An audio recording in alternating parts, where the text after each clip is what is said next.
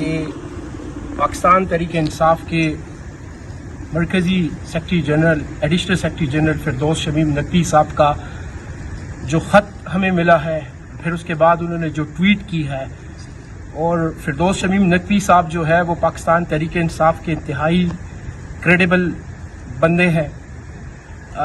جو موجودہ صورتحال ہے سینٹ کے معاملے کے اوپر جو کچھ بھی ہوا وہ سب آپ کے سامنے ہے. ہم صرف چند گزارشات رکھنا چاہتے ہیں، پارٹی کو بھی اور اپنے پارٹی کے ورکرز کو بھی یہ پیغام دینا چاہتے ہیں کہ ہمارا جو سٹینڈ تھا وہ پاکستان تحریک انصاف کے کارکنوں کے لیے تھا. ہم اپنی پارٹی کی لیڈرشپ کو یہ بتانا چاہتے ہیں کہ پاکستان تحریک انصاف کا کوئی کارکن بھی جو ہے وہ کسی کا غلام نہیں ہے. میں نے ہمیشہ پچھلے 23 سال سے پاکستان تحریک انصاف میں جتنا بھی اپنا وقت گزارا ہے وہ سب کچھ کسی سے ڈھکا چھپا نہیں ہے. میرے سے جو کچھ ہوتا رہا میں نے ہمیشہ صبر سے اور خاموشی سے اور حوصلے سے وہ سب کچھ سہا. مجھے اور ایک بات واضح کرنا چاہتا ہوں کہ مجھے لوگ کہتے ہیں کہ اگر ہم نے سیٹ کی خاطر کھڑے ہوئے تھے، ہم سیٹ کی خاطر نہیں کھڑے ہوئے تھے.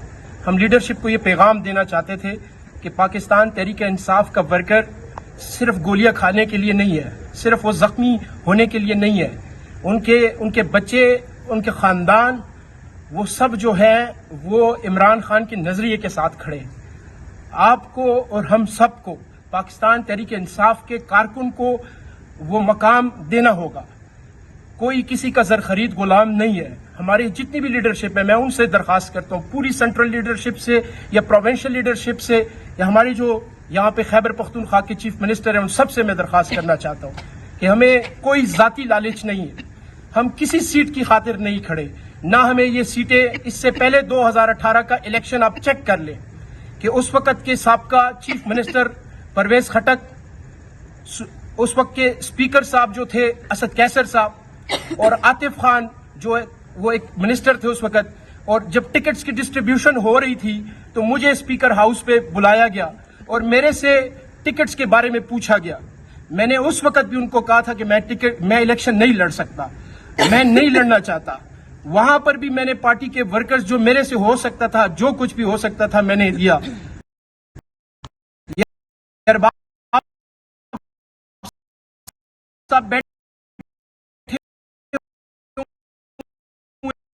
اس وقت وہ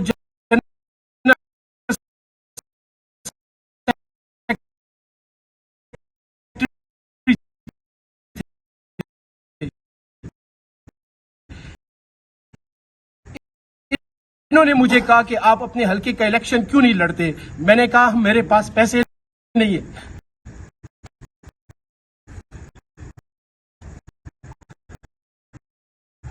میرے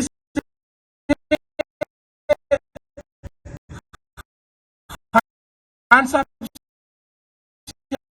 ہماری ملاقات ہوئی تھی 2018 کے الیکشن سے پہلے. ہمیں بلایا گیا تھا، جو پرانے لوگ تھے ان کو بلایا گیا تھا اور ان سے کہا گیا تھا جو بھی وہاں پہ باتیں ہوئی ان میں انہوں نے پھر مجھے سائٹ پہ بلا کر مجھے کہا کہ عرفان آپ الیکشن کیوں نہیں لڑ رہے. میں نے وہاں پر بھی ان کو کہا کہ میرے پاس پیسے نہیں ہیں.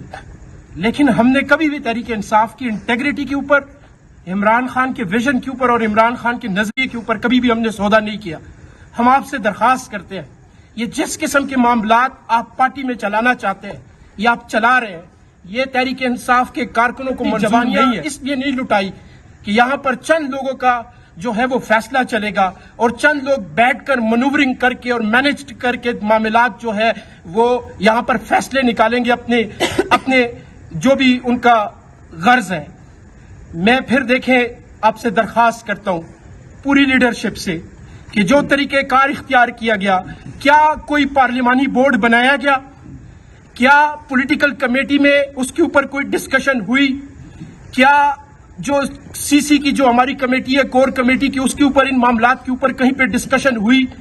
جو پچھلی لسٹ تھی وہ جہاں سے اپروو ہوئی تھی اس کو کیوں چینج کیا گیا؟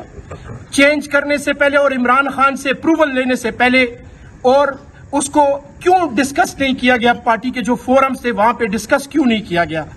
हम और फिर जो स्टैब्लिशमेंट का टाउट है, जो सबको पता है कि बैरिस्टर सैफ वो हमें किसी सूरत कबूल नहीं है, उसका कोई फैसला या उसकी कोई बात वो हमें कबूल नहीं है। हमारे लिए इमरान खान का कहा हुआ, इमरान खान का जो भी हुक्म होगा वो हमारे लिए सर आंखों पर, लेकिन बैरिस्टर सैफ जैसे टाउट्स अगर वो ये फैसला लेकर आएंगे तो हमें कोई ऐसी जो है वो फैसले और ये इस तरह के इकदाम हमें मंजूर नहीं है।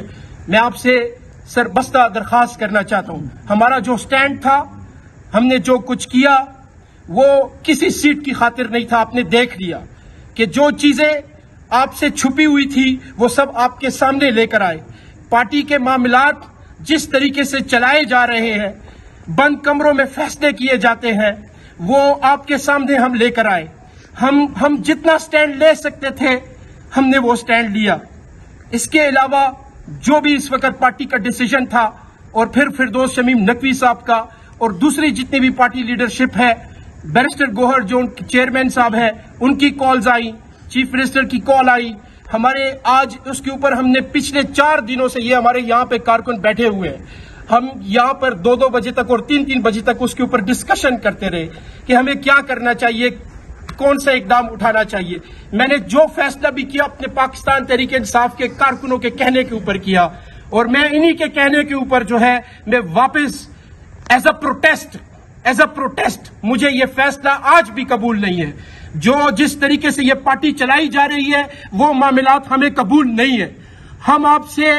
हम अगर चेंज का मुतालबा करते हैं, हम अगर तब्दीली का मुतालबा करते हैं तो फिर हमें जो है वो तब्दीली दिखानी होगी।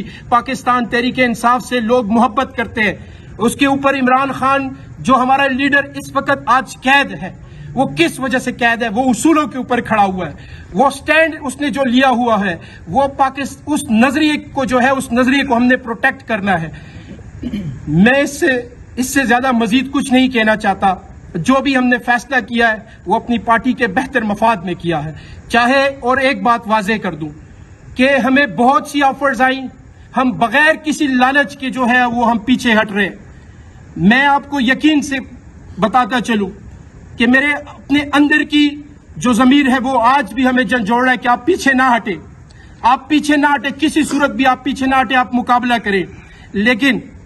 लेकिन हमें अपने जिस तरीके से जो लेटर हमें आया और जो फिरदौस शमीम नकवी साहब से जो फोन पे बात हुई और जितने भी मामलात उन्होंने हमारे सामने रखे, उसके बाद मेरे ख्याल में इससे आगे जाना वो पार्टी के मफाद में नहीं है। लिहाजा हम पार्टी के मफाद में जो है वो अपने कागजात जो है वो विड्रॉ करते हैं। शुक्रिया।